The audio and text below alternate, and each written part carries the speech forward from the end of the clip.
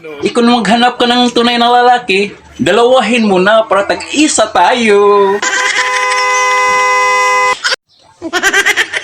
Ako lang ngayon, matry ko nga itong matagal ko nang pinapangarap na gamitin. Nahirap itong tinatago lang natin yung gusto natin.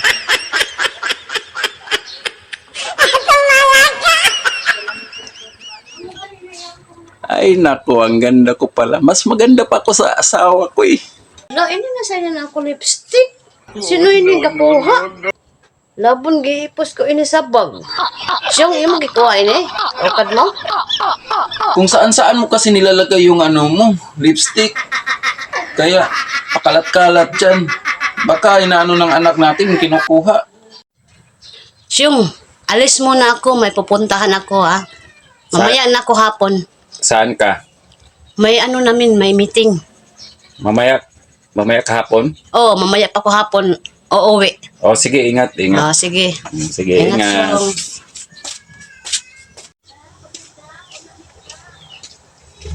Ano kayang ginagawa ni Boss yun? Yun ka. Doon ka pala. Makakaano na talaga ako ngayon.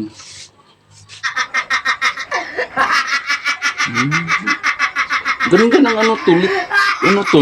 Lipstick nito. Ako'y isang sirena. Kahit anong gawin nila, ako ay ubod ng ganda. Ganda? Ay nako.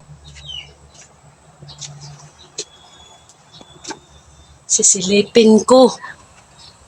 Ano kaya ang ginagawa niya? Baka siya siguro. May himala talaga ako na baka siya. Dahan-dahan tayo. Silipin natin.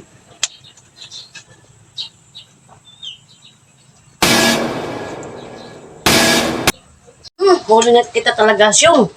Ikaw pala yung nag-ano ng lipstick ko. Bakit? Tingnan mo yung mukha mo. Oh? Oh, alam ko. Oh. Kasi, ang hinala ko talaga yung ikaw. Oh, may tinatago ka. Oh, O ngayon, Oh, alam mo ng katotohanan. hiwalay na lang tayo. Huli-hulay tayo. Maghanap ako yung tunay na lalaki. Kung maghanap ka ng tunay na lalaki, dalawahin mo na para tag-isa tayo.